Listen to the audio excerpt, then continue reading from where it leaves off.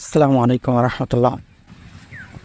গতকালকে আমি একটা অনুষ্ঠানে গিয়েছিলাম, যেটা হচ্ছে ইসলামী আন্দোলন বাংলাদেশের অনুষ্ঠান। তো সেখানে আমি গিয়েছিলাম, আমাকে নিয়ে যাওয়া হয়েছিল। আমার সম্পর্কে কাকা হয়, তিনি ইসলামী আন্দোলনের অনেক বড় কর্মী নেতা। তো উনি নিয়ে গেছিলেন। তো রাস্তার ভিতরে যে বলছিলেন, দেখো যে আমরাও বুঝি যে গণতন্ত্রের মাধ্যমে কখনো ইসলাম কায়েম হবে না এবং ইসলামী দল কখনোই ক্ষমতায় যেতে পারবে না, এটা আমরা বুঝি। কিন্তু বাংলাদেশে আমরা কী করবো বলো? এখন আমরা যদি এটাও না করি তাহলে মুসলিমরা তো বিচ্ছিন্ন হয়ে যাবে। তো এই জন্য আমরা মুসলিমদেরকে এক রাখার জন্য আমরা মূলত এরকম একটা পদ্ধতি বেছে নিয়েছি। তবে আমরা এটা জানি যে গণতন্ত্রের মাধ্যমে কখনো ইসলাম প্রতিষ্ঠা হতে পারে না এবং সম্ভব না।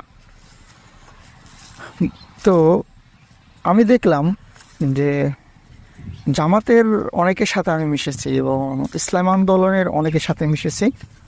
তো দুইটাতে মোটামুটি অনেক পার্থক্য আছে। জামাত যেটা গণতন্ত্রকে এক ইসলামিক মনে করে, যে তারা গণতন্ত্র দলিল দেওয়া হচ্ছে যে এটা হচ্ছে সৌরা, এর মাধ্যমে আমরা ইসলাম কায়েম করব। এখন তো জামাতের যে বড় আমির আছে, আমির ডাক্তার শফিকুর রহমান, উনি তো স্পষ্টই বলেছেন যে আমরা আসলে কেমন রাষ্ট্র চাই। এখন জানি না এটা ওনার মনের কথা কিনা, আমি জানি যে এটা ওনার মনের কথা না, তারপরও যেহেতু উনি মুখ ফুসকে বলে ফেলছেন, অবশ্যই কথাগুলো বল। তো দেখেন, দুইটা দলের কিন্তু চিন্তাভাবনা একটু ভিন্ন।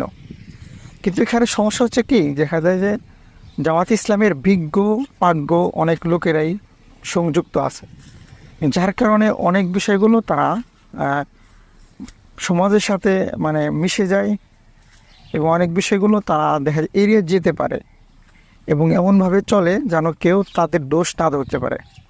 অপরদিকে ইসলামী আন্দোলন বৃহত্তম একটা দল হলেও, আমি আমার কাকাকে বলেছি যে আপনারা বৃহত্তম একটা দল হলেও আপনাদের ভিতরে বিজ্ঞ পাজ্ঞ ভালো আলেম খুব কম।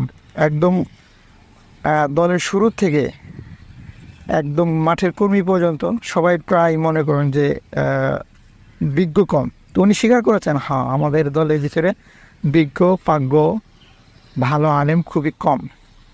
অপরদিকে জামাতের ভিতরে তো আপনার অনেক বিজ্ঞ লোক, সব সেক্টরে বিজ্ঞ লোক আছে, যার কারণে তারা দেখা যায় যে একটা একটা সামঞ্জস্য রেখে চলে, যার কারণে দেখা যায় যে এই জন্য তাদের সাথে আমাদের দ্বন্দ্বটা কম হয়। আর অপরদিকে ইসলামী আন্দোলন তারা মানে যাই করবে, যেটা অন্তরে আছে সেটা ফাঁস করে বলে ফেলে, মানে একটা হই হুল্লো বা এরকম একটা কিছু করে আর কি, যার কারণে দেখা যায় তাদেরকে নিয়ে সমালোচনা করা হয়। কিন্তু আমার দৃষ্টিতে জামাতের থেকে ইসলামী আন্দোলন তারা অনেকটাই ভালো।